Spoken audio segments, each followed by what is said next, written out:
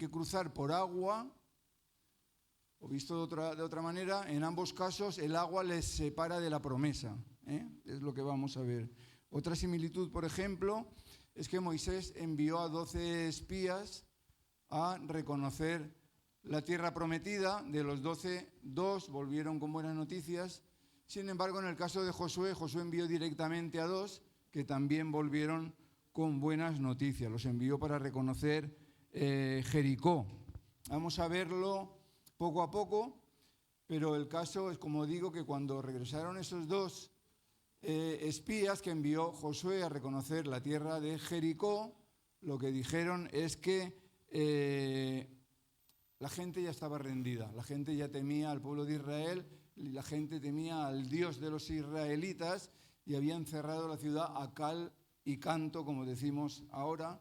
La Biblia dice que estaba la ciudad cerrada y bien cerrada, que es lo que quiere decir, ¿verdad? Entonces vamos a ver muchas citas porque el texto está muy comprimido, hay muchos detalles que necesitamos ver y vamos a estar meditando en los capítulos 3 y 4 de Josué enteros, ¿de acuerdo? Entonces vamos a ver estos detalles. Empieza el versículo 1 del capítulo 3 de Josué diciendo: temprano a la mañana siguiente, Josué y todos los israelitas salieron de la arboleda de acacias y llegaron a la orilla del río Jordán, donde acamparon antes de cruzar. Entonces podemos o debemos tratar de ponernos en su lugar. Ellos venían de 40 años de exilio en el desierto, venían de pasar una larga espera para llegar a recibir la promesa de Dios de la tierra prometida, ¿verdad? Por fin iban a entrar ahí. Seguro que estaban, me imagino yo, no lo dice el texto, me imagino yo que estarían contentos, celebrándolo por fin. Después de 40 años vamos a entrar en la tierra prometida. A la vez sabían que tenían que luchar y seguro que estarían a lo mejor afilando sus espadas o sus lanzas.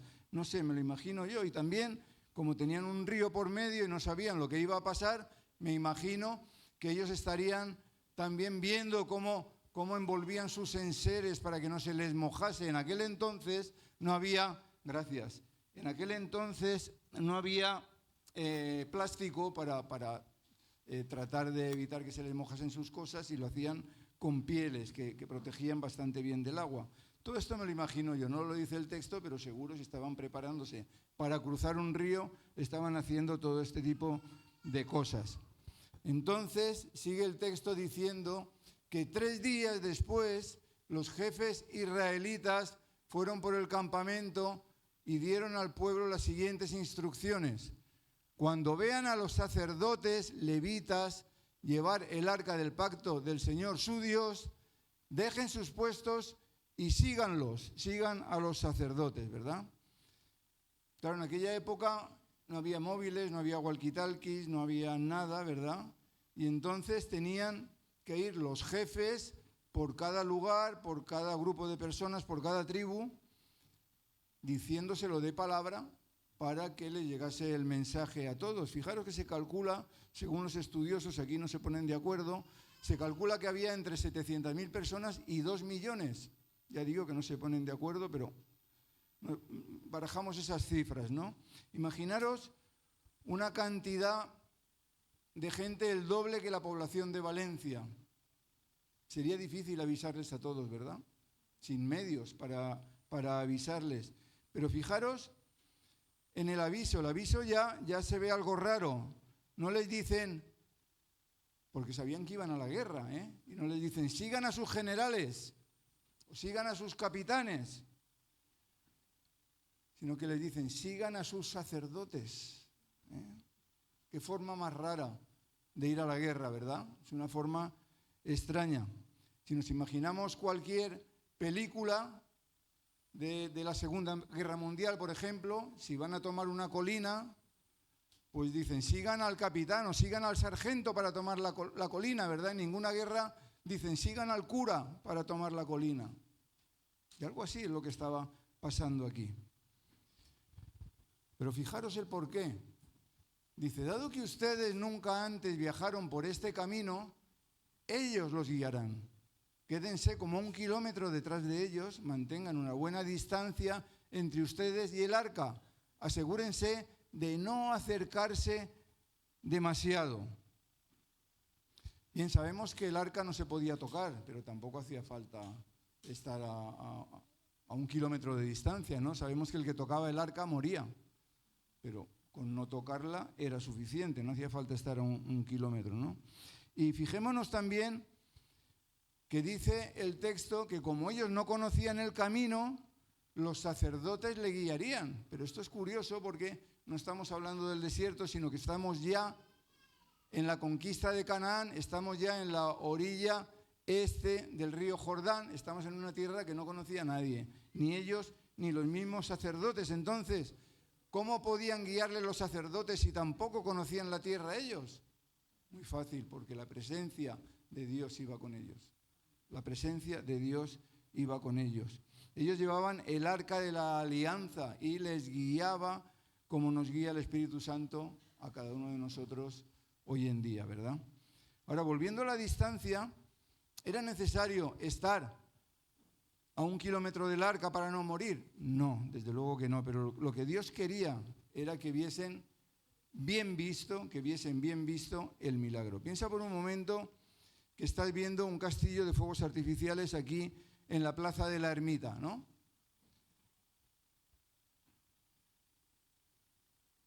Si estás debajo del castillo, ¿lo ves el castillo? Si estás justo debajo, no lo ves. Si estás justo debajo, hasta te puedes romper el cuello, ¿no? Ahora, si el castillo está en la plaza de la Ermita y tú, por ejemplo, te vas a la tienda de Orange, que la mayoría sabéis dónde está, pues desde allí sí que se ve bien el castillo, ¿verdad? Los de fuera de Picassent no sabrán de qué estoy hablando, pero es decir, que los espectáculos hay que verlos un poco distanciados para verlos bien, es lo que quiero decir, ¿verdad?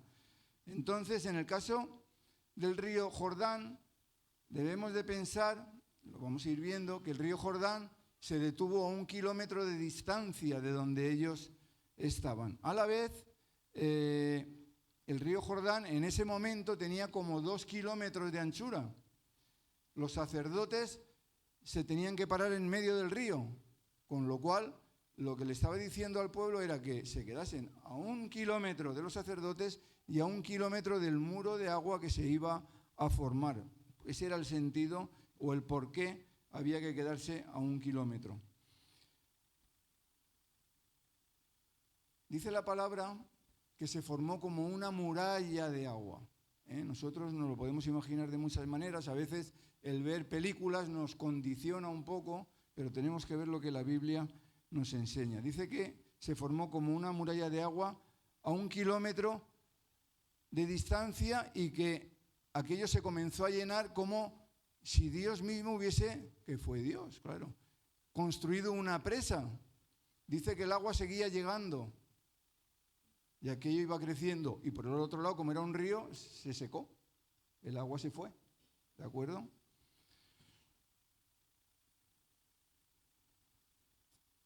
Yo pienso que al decirles que estuviesen a 1 kilómetro de distancia, lo que quería Dios era que viesen todo ese espectáculo, que al lado no se podía ver, ¿verdad?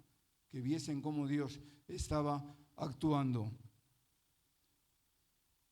Ahora, ¿qué pensarían los israelitas?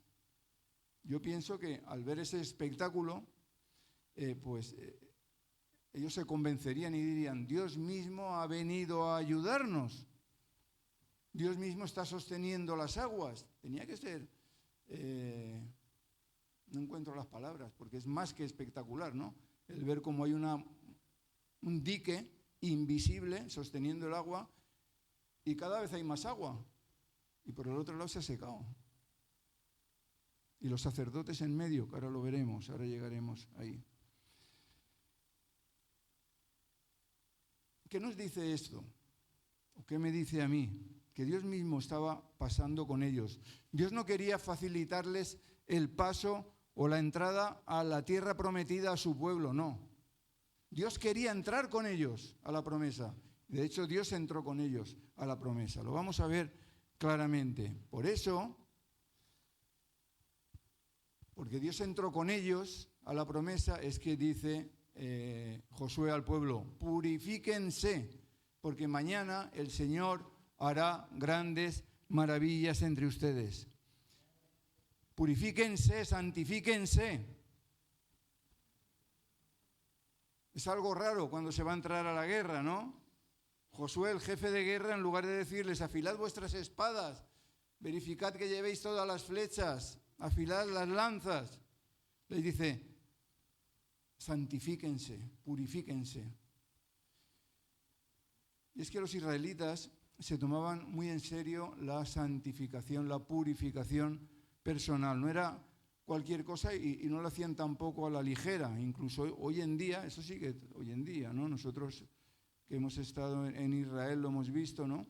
Por ejemplo, no utilizan los mismos utensilios para cocinar la leche o los pasteles que para cocinar la carne.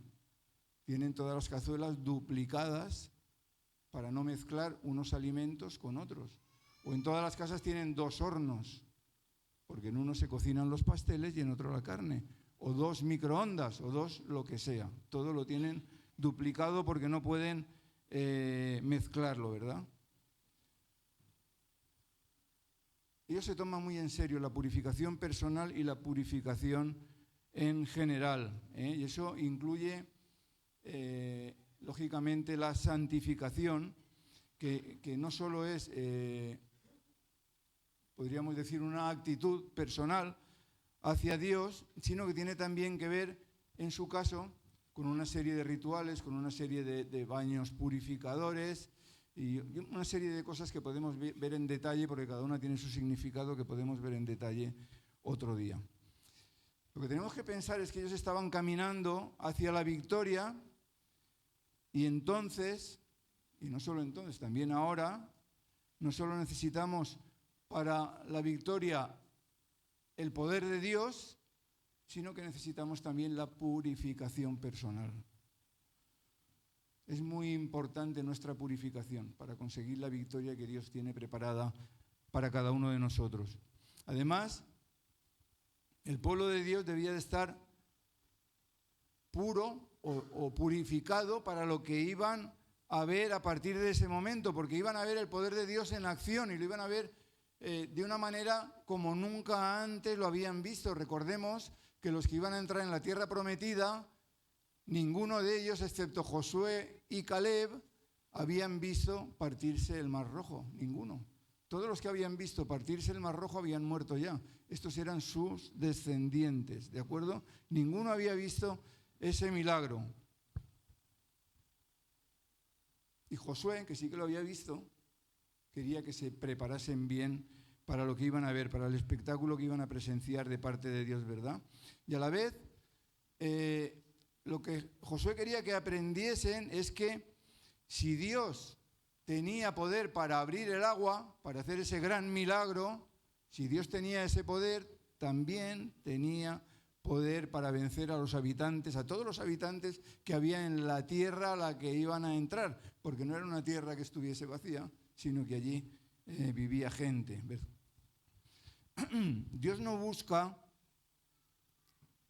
¿me la abres?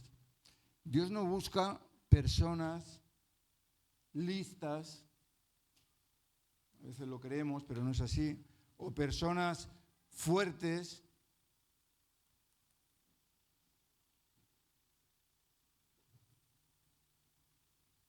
para luchar sus batallas, porque las batallas son de Él. Y Dios no busca personas listas o personas fuertes para luchar sus batallas. Dios busca personas puras, personas entregadas a Él. Eso es lo que busca Dios de cada uno de nosotros.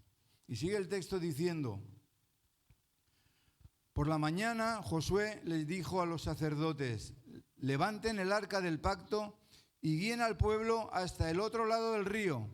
Así que ellos se pusieron en marcha y fueron delante del pueblo. El Señor le dijo a Josué: a partir de hoy empezaré a convertirte en un gran líder a los ojos de todos los israelitas. Sabrán que yo estoy contigo, tal como estuve con Moisés. Dales la siguiente orden a los sacerdotes que llevan el arca del pacto. Cuando lleguen a la orilla del río Jordán, den unos cuantos pasos dentro del río y deténganse allí. Fijaros qué curioso que me recuerda estas instrucciones al paso de cebra, ¿verdad? En un paso de cebra, para que se paren los coches, ¿qué hay que hacer? Si no han cambiado las normas de cuando yo estudié, hay que pisar el paso de cebra. Si tú te quedas en la acera, el coche no tiene por qué parar. Hay que poner por lo menos un pie en el paso de cebra, ¿verdad? En este caso los sacerdotes se podían haber parado en la orilla, pero no, le dice, no, entrar.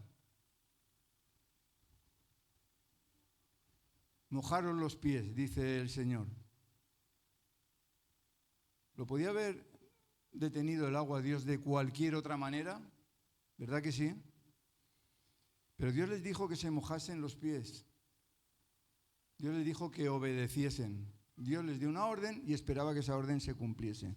Y esa misma orden nos la dice a cada uno de nosotros. Se la dice a Fina, mójate, y me la dice a mí, mójate, Fernando. Dice que ¿se entiende esta expresión en otros países? ¿Que tenemos que mojarnos? No sé si se entiende igual. Mójate, cuando alguien nos dice mójate, nos está diciendo que tenemos que decidirnos, que tenemos que tomar partido o que tenemos que asumir riesgos, o que tenemos que asumir una responsabilidad, ¿verdad? Y eso nos está diciendo el Señor a ti y a mí. Nos está diciendo esta mañana que nos mojemos, que tomemos partido. Cuando estaba pensando en esto de mójate, me dio, porque hay una página en la que se ve el origen de las frases, ¿no?, en internet, y me dio por buscar el origen del significado de mójate, porque se usa esa frase, tienes que mojarte, ¿no?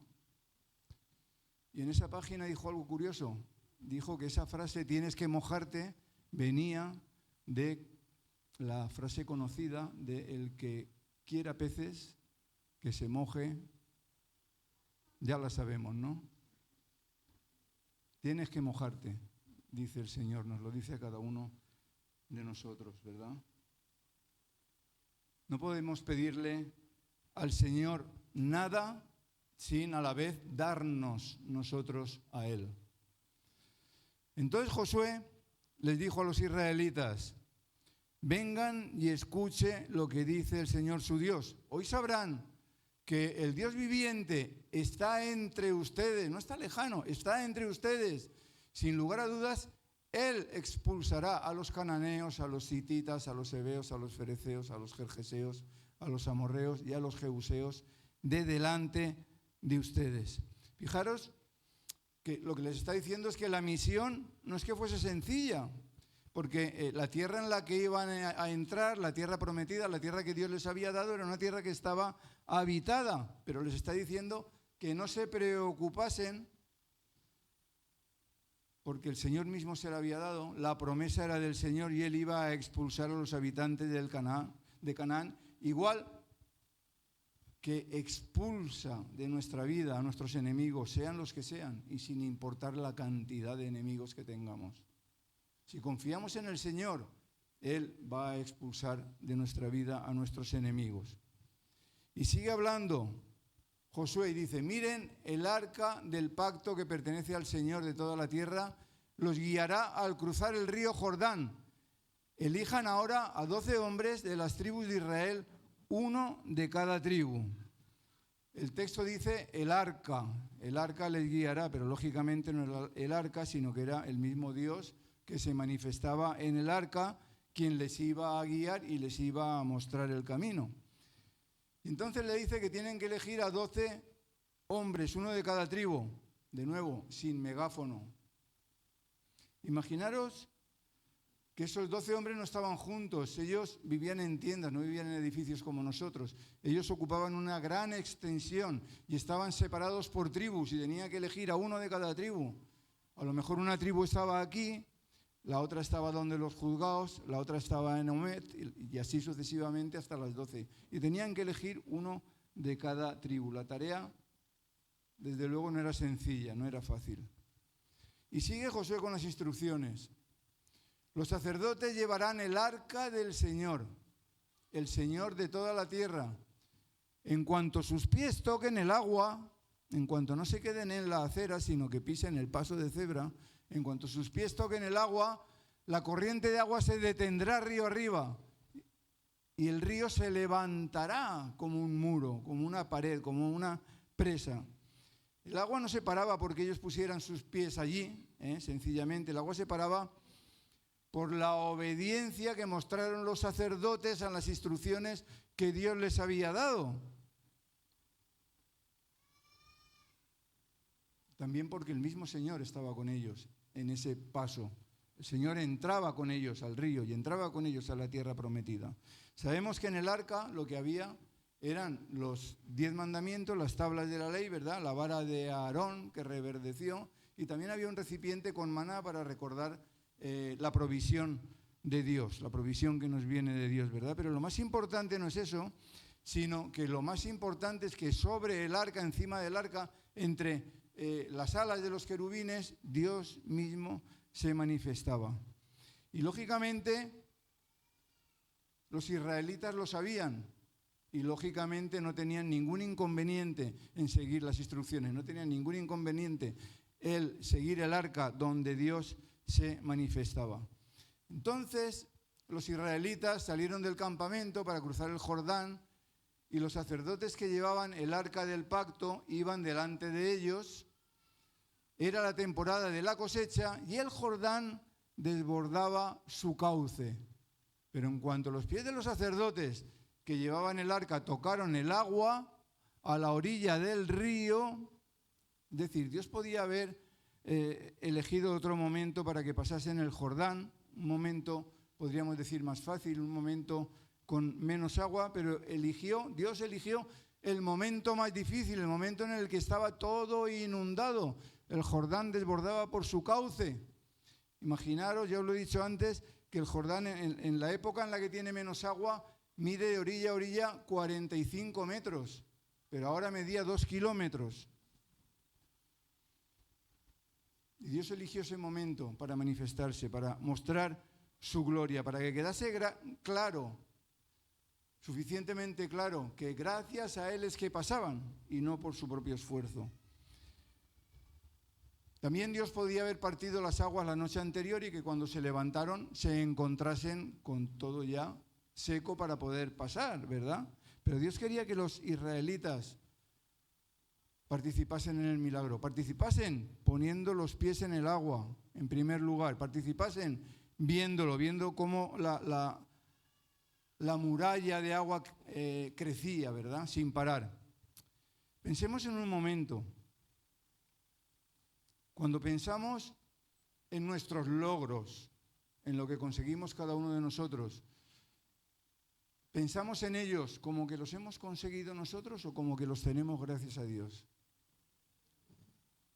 Es muy importante esto, ¿eh? Siempre tenemos que dar toda la gloria a Dios. Por nosotros mismos no conseguimos nada, ¿eh? Sigue el texto, dice: los pies de los sacerdotes que llevaban el arca tocaron el agua a la orilla del río.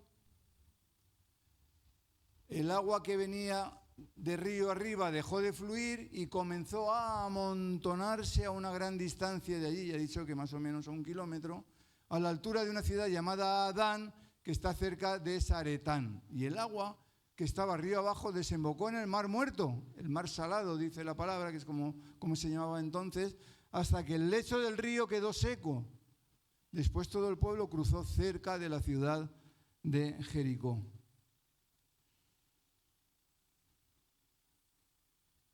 ¿Cuándo cruzaron? Cuando el lecho del río quedó seco. En ese mismo instante. Se calcula, por los datos que da el texto, que, como digo, el muro estaba como a 1 kilómetro de ellos y no paraba de crecer a 1 kilómetro de ellos, porque se sabe por dónde pasaron y se sabe también dónde estaban estas ciudades, que dice que el muro se formó al lado de ellas, ¿verdad? En las películas, porque siempre tenemos imágenes, ¿verdad? Las imágenes se nos quedan grabadas en las imágenes, vemos a los israelitas pasando y el muro al lado, ¿verdad? Y el muro al lado, pero ya vemos que no, que el muro estaba como 1 kilómetro, y en el otro lado no había agua. El agua se había ido. Entonces, la suposición, supongo yo, puesto que la muralla de agua se levantó alejada de ellos, pero cerca de 2 ciudades importantes, es que Dios lo hizo de esa manera para que todo el mundo lo viese, no solo los israelitas, sino también los habitantes de esas 2 ciudades, y se diesen cuenta de que Dios estaba con ellos y de que el pueblo de Dios estaba llegando. Y cogiesen ese temor que cogieron, que vemos más adelante en la conquista de Jericó. Pero podemos imaginar esto, porque a veces leemos el texto así de corrido y no nos damos cuenta de muchos detalles. Podemos imaginar que hay aquí una pared de agua con forma de muro, un muro invisible, que va creciendo cada vez más, que en medio del río están los sacerdotes parados con el arca, y que ahí ya no hay agua. El agua se ha ido porque los ríos continúan su cauce y el agua había desembocado en el Mar Muerto. ¿Podemos imaginar esa escena? ¿Cómo estarían ellos viendo que el muro cada vez era mayor? ¿Se fiarían de que eso iba a seguir ahí? ¿O pensarían que se podía romper? No lo sé, lo que pasaría por su cabeza. El caso es que mientras tanto, los sacerdotes que llevaban el arca del pacto del Señor, que se quedaron parados en tierra seca, en medio del lecho, mientras el pueblo pasaba frente a ellos, los sacerdotes esperaron allí hasta que toda la nación de Israel terminó de cruzar el Jordán por tierra seca. Esto es en general, ahí faltan unos detalles que vamos a ver ahora. Ahora, los sacerdotes estaban quietos, dice que en medio del lecho del río, todo el rato. ¿Podemos imaginarlo? ¿Podemos imaginarnos a los sacerdotes con el arca a hombros mientras todo el mundo pasa, con una pared de agua detrás que cada vez es más grande?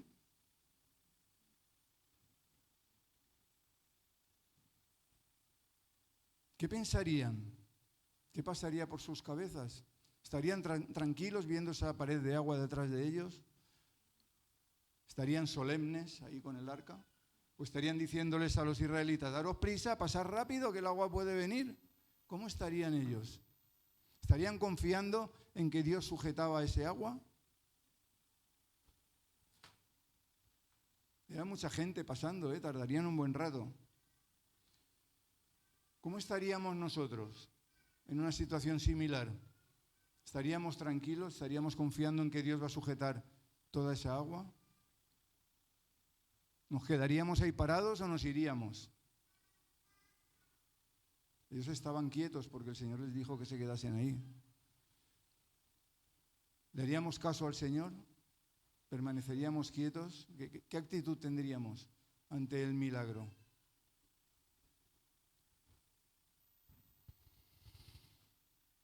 Una vez que todo el pueblo terminó de cruzar el Jordán, el Señor le dijo a Josué, ahora elige a 12 hombres, uno de cada tribu, diles que tomen 12 piedras del medio del Jordán, del mismo lugar donde están parados los sacerdotes. Llévenlas al lugar donde van a acampar esta noche y amontónenlas allí. No valía cualquier piedra. Ellos podían haber dicho, Señor, pero si ya he cruzado, ¿no valen piedras de aquí para hacer el altar? ¿Tengo que ir de nuevo al centro del río a coger las piedras? ¿Entendemos? El pueblo de Israel ya había pasado, ya habían pasado todos.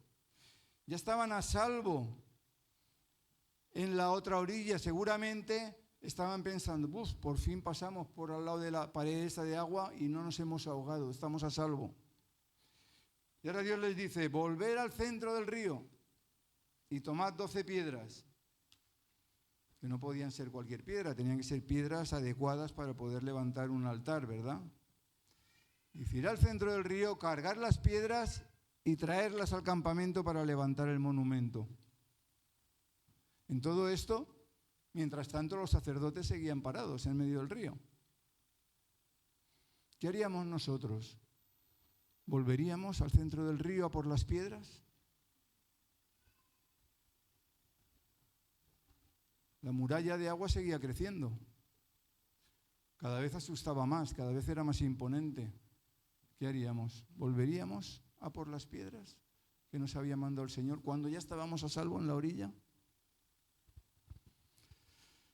Entonces Josué convocó a los 12 hombres que había elegido, uno por cada tribu de Israel, les dijo: vayan a la mitad del Jordán frente al arca del Señor su Dios. Cada uno de ustedes debe tomar una piedra y cargarla al hombro. Serán 12 piedras en total, una por cada tribu de Israel. Las usaremos para levantar un monumento conmemorativo. ¿Qué es lo que pretendía Dios con esto, con este monumento? Ya se había visto la grandeza de Dios, ya habían pasado, los había salvado, estaban en la tierra prometida. ¿Qué es lo que pretendía Dios con esto? No era que trabajasen por trabajar, no era una idea loca, ¿no? Pensemos que debía ser costoso encontrar las 12 piedras adecuadas para luego ponerlas una encima de otra y que se sujetasen sin caerse, ¿verdad? No creo que llevasen cemento ni pegatodo ni nada de eso, ¿no? Lo que quería Dios era que se recordase siempre, por generación tras generación, que Dios había cumplido su promesa, que Dios había traído sano y salvo a su pueblo y les había entregado la tierra prometida. Era un recordatorio como el que os digo en las últimas meditaciones, que en cuanto a tener un diario de oración o un diario espiritual que alimente nuestra fe cada vez que lo veamos, cada vez que viesen esas piedras, se iban a acordar de lo que Dios había hecho. Dios quería que no se olvidase las siguientes generaciones que su pueblo había llegado a la tierra prometida y también que nunca más este hecho se iba a repetir porque no iban a volver atrás, no iban a dejar esa tierra. Era la tierra prometida por Dios, la estaban tomando y iba a ser para siempre. Ellos debían recordar que no por sus fuerzas, porque no entraron peleando, no entraron a nado, sino gracias a Dios, no por obras, sino gracias a Dios, es que estaban ahí. Y Josué lo explica y dice: en el futuro sus hijos les preguntarán ¿qué significan estas piedras? Y ustedes podrán decirles: nos recuerdan que el río Jordán dejó de fluir cuando el arca del pacto del Señor cruzó por allí. Esas piedras quedarán como un recordatorio en el pueblo de Israel para siempre. Dice, cuando el arca del pacto del Señor cruzó. No dice cuando nosotros cruzamos. No dice cuando nosotros hicimos lo que hicimos. Dice cuando el arca del pacto del Señor cruzó. Porque hagamos lo que hagamos, siempre tenemos que darle la gloria a Dios. Ellos pudieron hacer lo que hiciesen, pero reconocieron que no era por su esfuerzo, que era gracias a Dios que ellos estaban ahí. Así que los hombres hicieron lo que Josué les había ordenado. Tomaron 12 piedras de en medio del río de Jordán, una por cada tribu, tal como el Señor le había dicho a Josué. Las llevaron al lugar donde acamparon esa noche y construyeron allí el monumento. Pero fijaros, no había acabado aquí la historia, podríamos decir, ya está. No había acabado aquí. ¿Dónde estaban todavía los sacerdotes? En el río. Estaban todavía en el río, pobrecitos, porque aún no habían hecho todo lo que tenían que hacer. Fijaros, faltaba esto. Josué también apiló otras 12 piedras a la mitad del Jordán, en el lugar donde estaban parados los sacerdotes que llevaban el arca del pacto, y las piedras siguen allí hasta el día de hoy. Es decir, en medio del río aún pusieron otro altar con otras 12 piedras. Es decir, no solo se erigió un monumento con 12 piedras para recordar lo que había pasado en el campamento donde pasaron la noche, en la orilla del Jordán, donde pasaron su primera noche, al entrar en la tierra prometida, sino que se erigió otro monumento idéntico en el centro del Jordán, debajo del agua, porque el agua lo iba a cubrir, pero ahí se erigió otro monumento como recordatorio de que ahí habían estado parados todo el rato los sacerdotes con el arca, con la presencia de Dios. Sabemos que Dios se manifestaba sobre el arca, dice la Biblia, entre las alas de los querubines. Y por lo tanto, Dios mismo estaba ahí con los sacerdotes sosteniendo esa pared de agua. Los sacerdotes que llevaban el arca estuvieron en medio del río hasta que se llevaron a cabo todos los mandatos del Señor que Moisés había dado a Josué. Mientras tanto, el pueblo se apresuró a cruzar el lecho del río, y cuando todos estaban a salvo en la otra orilla, los sacerdotes terminaron de cruzar con el arca del Señor, mientras el pueblo observaba, el pueblo les miraba cómo regresaban los últimos, los sacerdotes, ¿verdad? ¿Podéis imaginar? Estuvieron allí parados, cargados con el arca, hasta que pasaron todos, hasta que regresaron 12 a por 12 piedras, las sacaron a la orilla y hasta que fueron a montar ese nuevo altar justo en el lugar en el que estaban los sacerdotes. ¿Cómo tendrían el hombro los sacerdotes, pienso yo? Y una vez es que fui a coger naranjas y me acuerdo, todavía me duele el hombro. ¿Cómo tendrían el hombro los sacerdotes, verdad? En ciertas ocasiones no es fácil servir al Señor, pero ellos tenían claro que no podían moverse, que debían de permanecer allí, porque ellos llevaban la presencia de Dios, y la misma presencia de Dios es la que estaba sujetando el agua.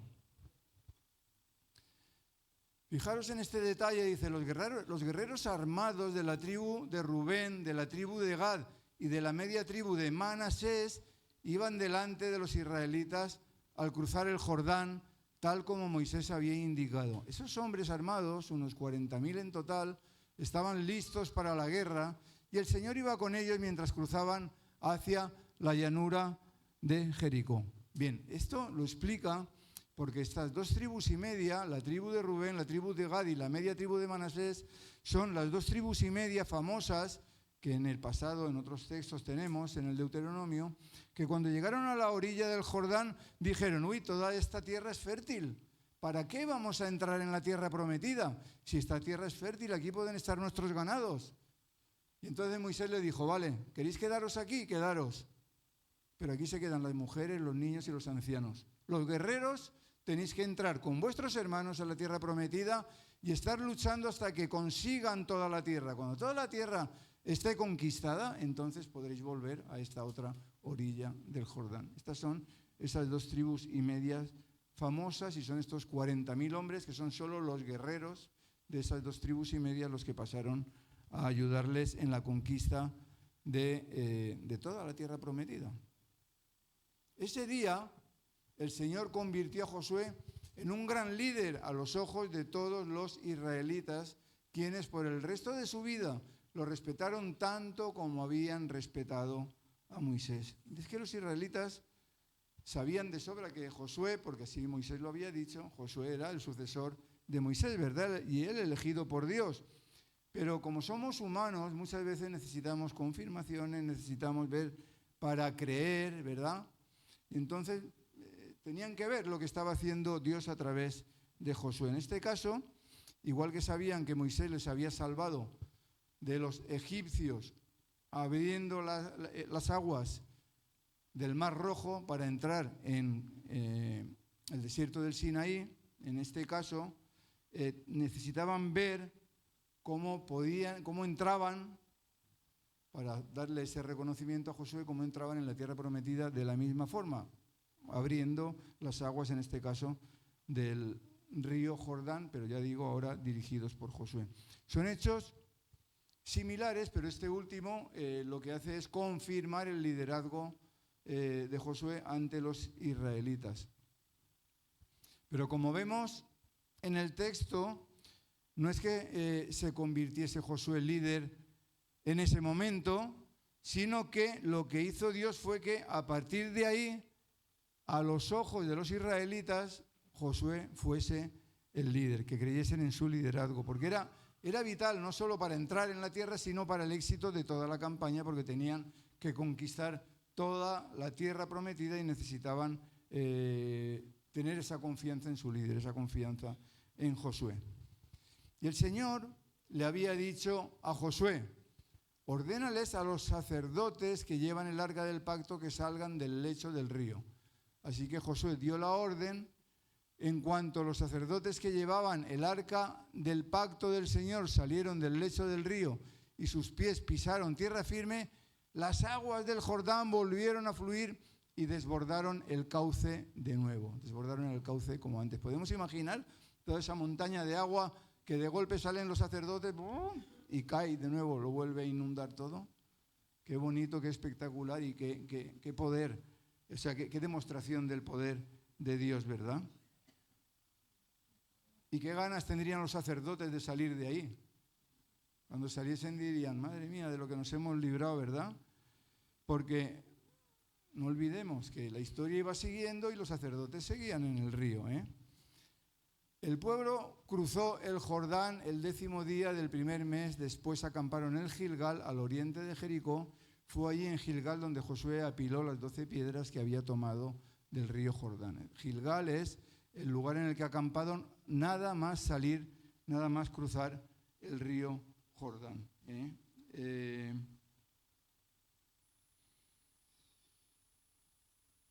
Con esas piedras lo que hizo fue el recordatorio de que estamos hablando. Entonces Josué le dijo a los israelitas, en el futuro sus hijos preguntarán, ¿qué significan estas piedras? Este montón de piedras, ¿verdad? Y ustedes podrán decirles, aquí es donde los israelitas cruzaron el Jordán sobre tierra seca. Y es que es muy importante que recordemos lo que Dios hace en nuestras vidas y a veces necesitamos anotarlo para recordarlo del mismo modo que ellos hacían esos monumentos para recordarlo, ¿verdad?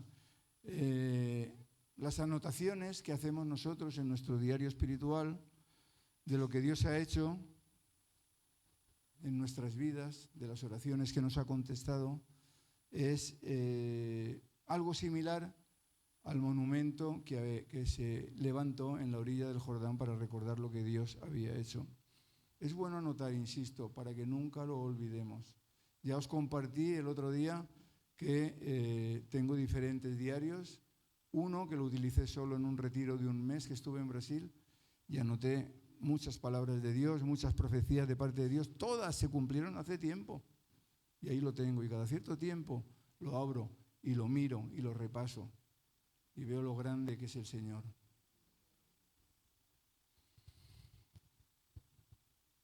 Y esto nos sirve no solo a nosotros, como dice el texto, también sirve para cuando nuestros hijos nos pregunten, que podamos decirle que no hay nada mejor que seguir a nuestro Dios, que no hay nada mejor que servir a nuestro Dios.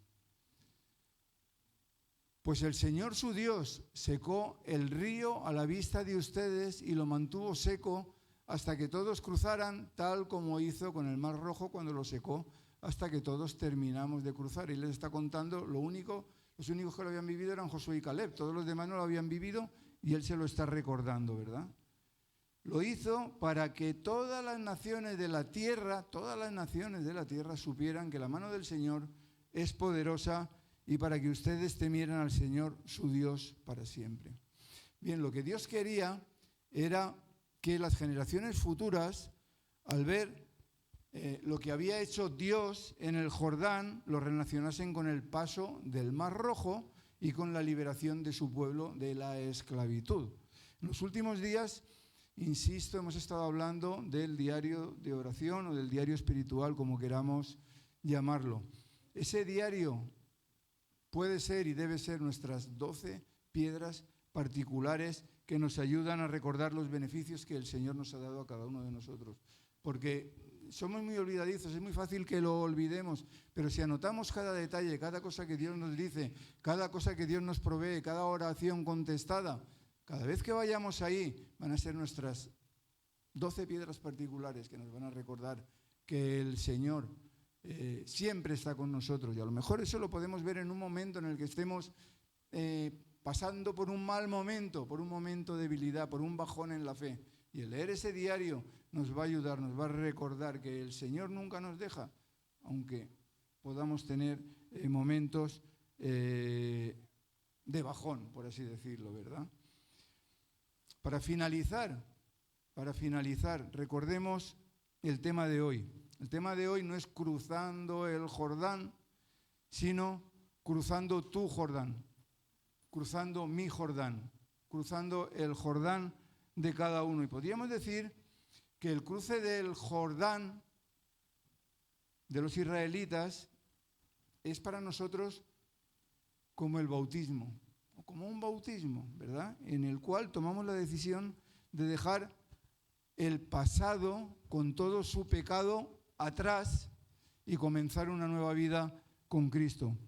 Y fijaros que curiosamente en ese mismo lugar es donde aproximadamente 1400 años después nuestro Señor Jesucristo fue bautizado por Juan el Bautista. En ese mismo lugar. Y también curiosamente, en esta ocasión se abrió algo. No se abrió el mar, pero se abrió el cielo.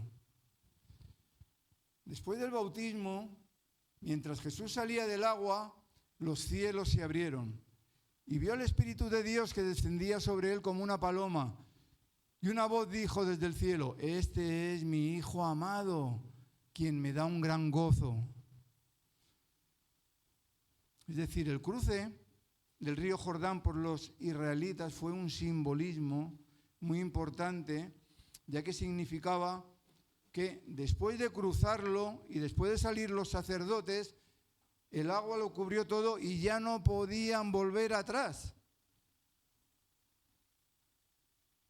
Las aguas habían vuelto a su cauce y ya no se podía volver a cruzar. Del mismo modo, si pensamos en esto como el bautismo cristiano, del mismo modo en el bautismo cristiano, que como sabemos se realiza después de creer, ya no se puede volver atrás, porque uno lo hace sabiendo en quién ha creído y decidiendo seguir al Señor hasta la muerte. Amén. ¿Estamos de acuerdo? El bautismo lo hacemos sabiendo en quién hemos creído y decidiendo no volver atrás, ya no vuelvo atrás, decidiendo seguir al Señor hasta la muerte. De ahí que el mismo Jesús nos advierta: ninguno que ha puesto su mano en el arado y sigue mirando atrás es apto para el reino de Dios. Ninguno que ha puesto su mano en el arado y sigue mirando atrás es apto para el reino de Dios. Que el Señor nos ayude a no perder nunca la conciencia de que ya hemos pasado nuestro Jordán particular y ya no podemos volver atrás. Amén. Vamos a orar. Señor, te damos muchas gracias por tu palabra. Gracias por este bonito ejemplo, este bonito testimonio, este texto que nos cuenta tan al detalle el paso del Jordán por tu pueblo cuando les llevaste, les acompañaste a recibir la promesa de la tierra prometida, Señor. Gracias porque hoy en día tu presencia va en cada uno de nosotros.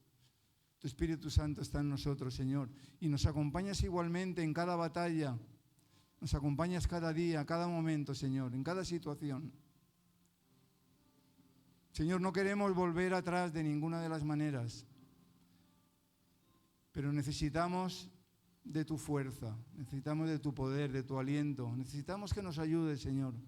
Te ruego, Dios mío, que guíes cada uno de nuestros pasos, Señor, para que no nos equivoquemos, que como hemos visto, en todo momento te demos a ti la gloria, que no nos creamos que hemos hecho nada por nosotros mismos, que reconozcamos que sin ti nada podemos hacer, que sin ti nada somos, Señor. Dios mío, no que no volvamos atrás, sino que ni siquiera pensemos en ello, Dios mío. Ponemos nuestras vidas otra vez, una vez más, un día más, en tus manos, implorando, Señor, por tu guía, por tu dirección, por tu fortaleza, por tu poder en nuestras vidas, Señor, para que seamos verdaderamente esos embajadores de tu gloria, de tu gracia, Señor, y que podamos hablar a todo el mundo de tu grandeza, de tu poder, de quién eres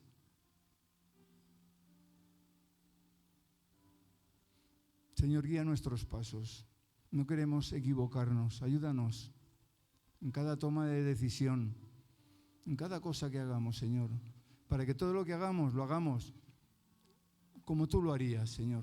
Que seamos capaces de verlo y que seamos capaces de ponerlo en práctica, dándote siempre la gloria por todo y dándote las gracias también.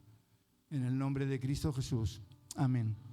Amén. Amén. Que Dios os bendiga. Amén.